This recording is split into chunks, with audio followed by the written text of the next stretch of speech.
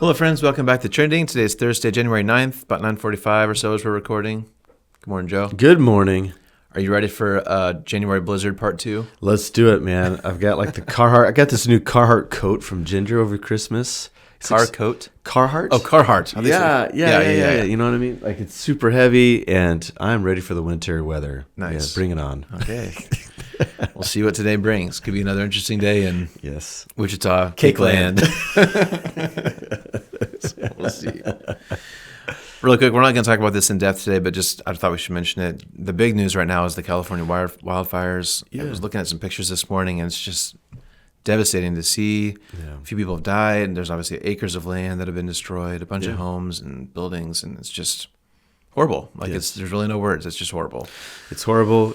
It's also interesting to see people coming together, helping one another out. My sister Lindsay's there. Mm-hmm. Checked on her last night. Hadn't heard from her. Mm-hmm. We've got this great big family text, and like, hey, did you get to safety? And she's like, well, right now we're like a house of refuge. She said like 7 people, 3 pets. Yeah. And but last night she said they were going to move further inland just to be safe to the desert regions. Yeah, good. She's shared her location so we can keep an eye on her. But it's scary, man. It is scary. Yeah, fire, like all natural disasters are scary. Fire seems extra scary. Yeah. So unpredictable. You don't know where it's going to go and so destructive. So. Takes a great effort to put it out. Yeah. And so for those in the front line, those who are coming in to help out, kudos and we're grateful, obviously. But yeah, it's something to hold your breath today for those people. Definitely. We'll definitely keep an eye on that. And it's heartbreaking to see. Yeah. So that's obviously kind of the big thing in the news. The other big thing today is a lot of businesses and things are closed today in honor of President Carter. So as we're recording, I think his funeral service is starting like right now. Yes. So obviously he passed away, just a few days ago, 100 years old. That's right. He was on hospice for over a year. Yeah. Just strong guy. Yeah. Wouldn't give up. Right. So the 39th president, and so today's kind of a monumental day. I guess all 5 living presidents are gathering today, and I think it's the first time since 2018 that's happened. They don't all get together very often, so it's a big day. It's obviously sad when we lose someone like that.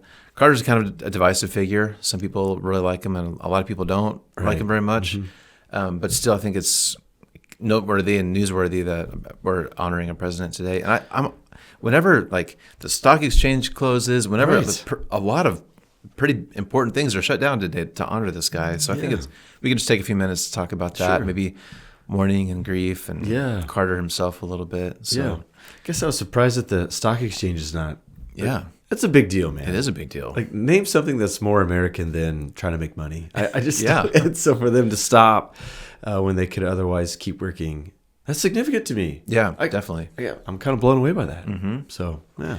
Now, I'm going to have to rely on you a little bit more than usual because I don't know very much about Carter. Okay. For me, Carter's in kind of a hazy spot where he wasn't like one of the big presidents we learned about in school, and I wasn't really alive and active when he was actually doing stuff, so I don't know a whole lot about him. I know some of just the highlights, but I thought I thought there was a kind of a cool quote from President Obama about Carter. So let me start by reading that, and then I'll toss to you to toss it in here. Yes. So a lot of people will know that Carter was famously a Christian, pretty outspoken about his faith and active in his faith. So when he passed away, the Obamas, I think, put out a joint statement together. So here's what they said. So for decades, you could walk into Maranatha Baptist Church in Plains, Georgia on some Sunday mornings and see hundreds of tourists from around the world crammed into the pews, and standing in front of them, asking with a wink if there were any visitors that morning, would be President Jimmy Carter, preparing to teach Sunday school just like he had done for most of his adult life. And then later on it says, I'm willing to bet that many people in the church on Sunday mornings were there, at least in part, because of something more fundamental, President Carter's decency. He believed some things were more important than re-election, things like integrity, respect, and compassion, because Carter believed as deeply as he believed anything that we are all created in God's image. Wow. Yep. That's a cool quote. Yes. So again, maybe fill in some gaps for me. What are some things that you remember? Yeah. What are some lasting things about Carter for you? And as we're kind of processing his death, what sticks out to you? Yeah, I mean, this guy was a Baptist. Mm-hmm. I think he was probably born in a Baptist church and remained one for for his whole life. He served in his church. It appears that he was a farmer, a peanut farmer, which the first time I heard that someone was a peanut farmer, I giggled. I'm like, how is this? But then when we moved to the South, you see these signs for boiled peanuts, and that made me laugh again. I'm like, is this a thing, or am I getting punked here? Yeah. But one of the things that he just felt called to serve. I think Georgia was struggling with segregation. There was, of course, legislation trying to end segregation. There were some backlashes from southern states. And so he felt called to enter into public service, I think first as a state senator and then as the governor of Georgia, on behalf of his brothers and sisters of color. And I think one of the things that you can say about Carter is Christianity wasn't a prop to him. Like it was his deeply held faith. Unfortunately, and this might sound a hair judgmental, but it's the fruit on the trees is quite plain. Yeah. Many politicians today maybe have a Christian affiliation because it's expediency. Yeah. They know that a lot of our country is Christian or go to church, or at least they affiliate as Christian. And so they're more likable if they can, every now and again mention faith or God or prayers. Yeah. But when it comes down to like their actions and stuff, Carter wasn't perfect. Yeah. But he did some like really interesting things that showed at least a brand of Christianity and politics that's not as common anymore. Yeah. But he was in public office before the creation of the religious right, got nudged out of the way by a candidate that the religious like wanted, and Reagan. But if you were to like say, hey, Reagan, lead a Bible study, and Carter, lead a Bible study, it would be apparent that one could handle the Bible more than the other. Okay. But one of the things that I heard about Carter was, he was a farmer. He also had interest to continue to have his farm go well. I guess he like gave his business into a trust when he entered into office. Okay. And he did not want to know how well it was doing. Didn't want an update. And when he was out of office and entered back into his job as a farmer, it was conveyed to him that they were actually in debt. Wow. And he had no idea. This is a guy who had a moral fiber and integrity that far surpasses many public leaders today. Yeah. And so while his people might say his presidency wasn't great, he wasn't a great president on some metrics. Yeah. I think people say it at the same time, but what a great man.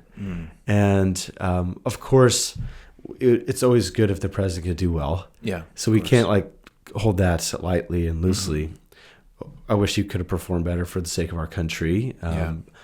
But I think that we can conclude at the end of his life, this was a wonderful human being. Yeah. And as you and I are Christians, and many of our audience training us Christians, I think that we could be proud of it, the way that he applied his faith. Yeah. Both as a person, as he continued to serve in his church, welcoming all the guests on Sunday morning, but also as the overlap of public life, where he was a president of Christians and non-Christians. Yeah. So he embraced the ethic of Jesus to love your neighbor as you love yourself. And so I think he genuinely led from that perspective. And because of that, he probably did some things that as a Christian, or he concludes things as a Christian, this doesn't just have to benefit me. It needs to benefit all people. And so I think he led from there. I think that's praiseworthy and noteworthy as well. I watched one video after he passed, kind of some summaries of his accomplishments in his life. And so, again, this is kind of news to me, so maybe it's common knowledge, but he's one of the most active post-president leaders. After he left office, he was still very influential for a very long time, fought for peace in the Middle East very actively. He traveled overseas regularly to meet with leaders and try to do peace deals. And again, I think some of that's kind of controversial, but I kind of like that he stayed involved. Like he didn't just drift off into retirement quietly. Like he was obviously still passionate about his country and wanted to help people the best he could. Fought for peace. Those of us in Anabaptist land probably can resonate with that. So I think that's kind of a cool aspect to his legacy as well. And he helped with Habitat for Humanity. Built houses for people in poverty. I mean, once again, like this guy, you'd be like, wow, that's wonderful. Wow, that's wonderful. He was just a wonderful human being. And so I think, we mourn when we think about mourning and loss. I think we mourn more deeply for the greater loss that we experience, right? Yeah. If I lose something quite trivial, I might not even recognize it. But when I lose something monumental, like it does cause us to pause. Yeah. And I think mourning is a unique flavor of loving something. Because when someone or something is gone that we used to have, that we cherished, Yeah. We do pause everything. People lose their appetite. They don't even want any food. Yeah. They cancel plans. They barely remember to bathe and shower and put themselves together. And I think this is a sign that a piece of who we are was like embedded in either a person or a thing that we cherished. So when it's gone, we have to pause and recognize that we're not the same. We can't do business as usual now that this thing has happened in our lives.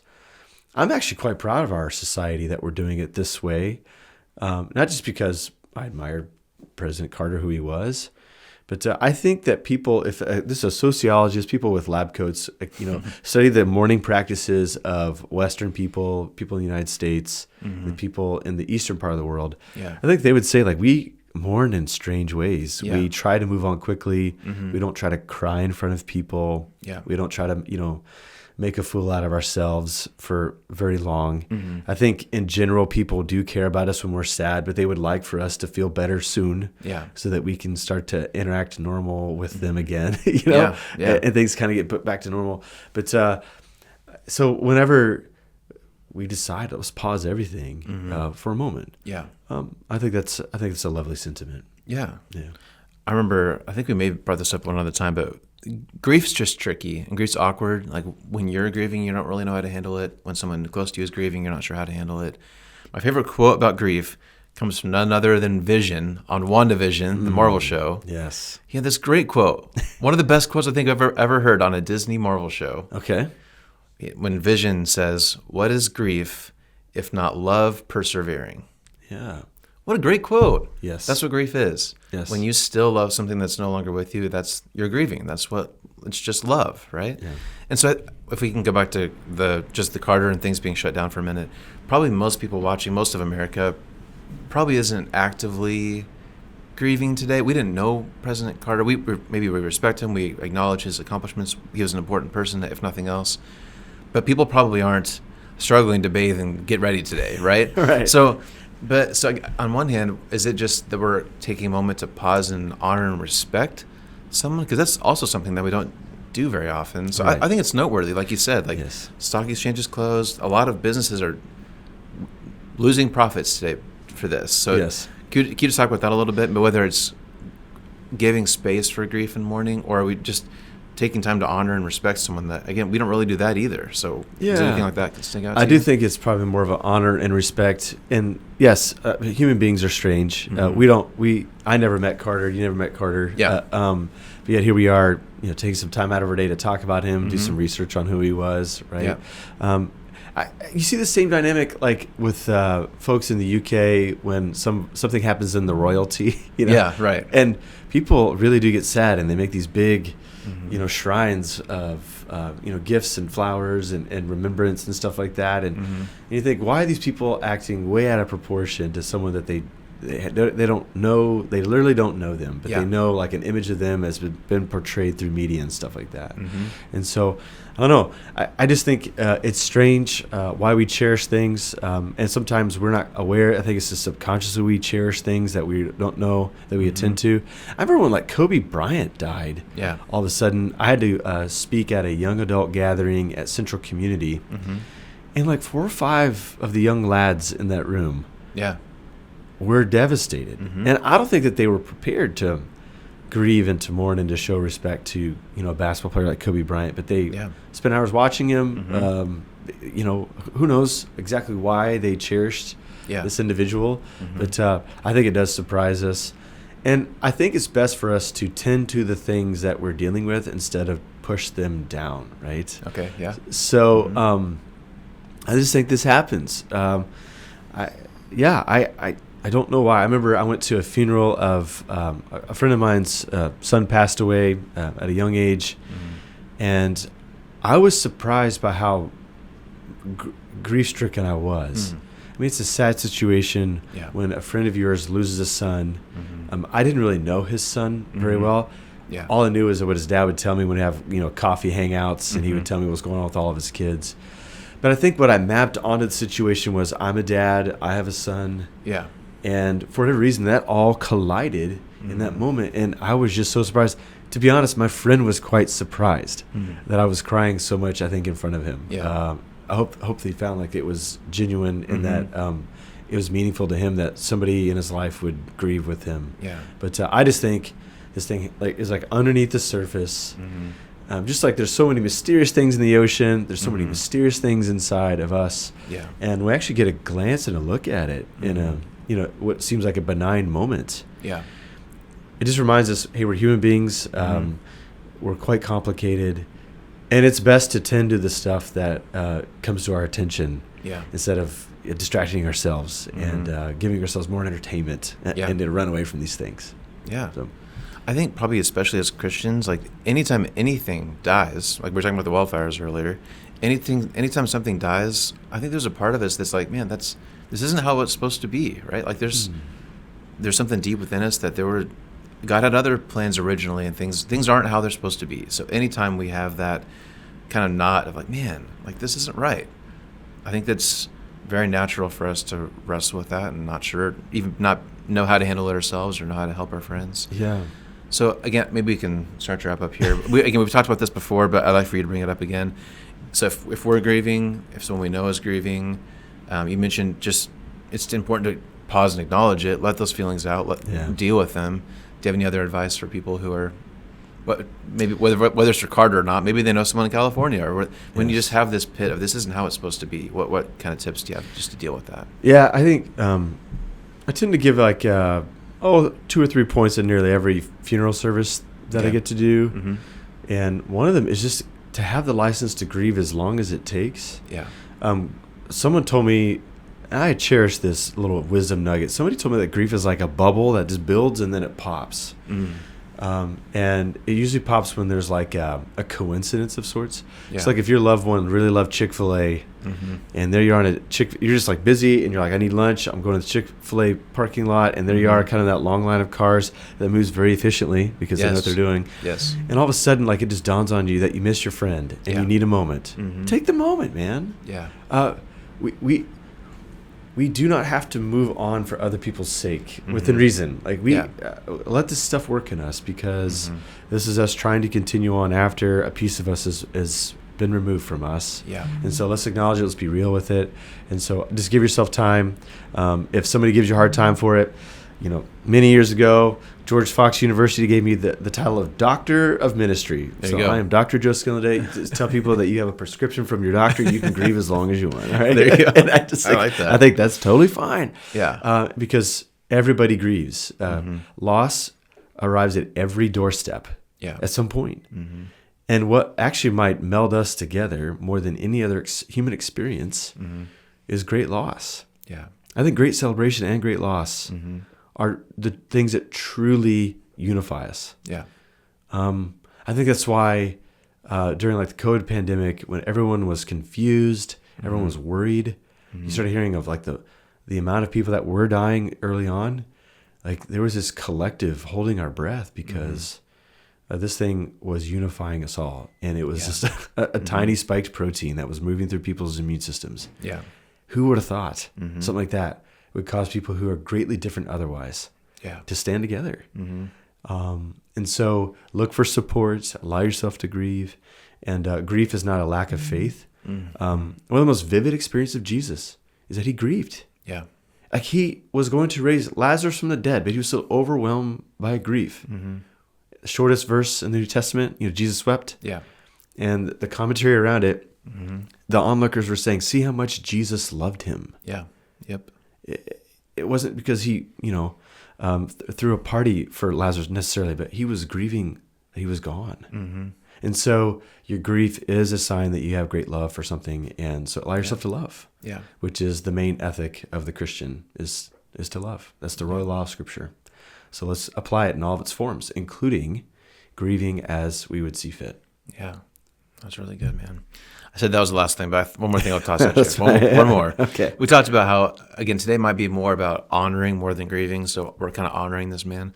I know one of Brent's favorite verses he quotes a lot is one of Paul's letters he talks about. He lists a couple of guys, and he says, these men deserve recognition. And there's the scroll of remembrance where they list some guys who did some important things. So there's several examples of Scripture of if people do noteworthy things, they deserve recognition. So do you want to add anything to that? Is there anything we can take away from either those scriptures or kind of as we honor Carter today? Yeah. Just the importance of recognition, because I honestly don't think we do a very good job at that as an American culture either, except for the celebrities. It takes something kind of monumental for us to really pause and honor someone. Yeah. Can we do better at that somehow? Yeah, I think when we memorialize somebody, when we honor somebody, we recognize that they taught us a lot and we need to carry them with us. And even after they're gone, they continue to enrich our lives. Somebody once told me that human beings aren't like cartons of milk. We live beyond our expiration date. We're good beyond the expiration date, right? And so to honor somebody, to say, I am not willing to let them go. They meant so much to me that they will continue to teach me. And this is what, like many other Eastern communities, talk about how loved ones are still near them.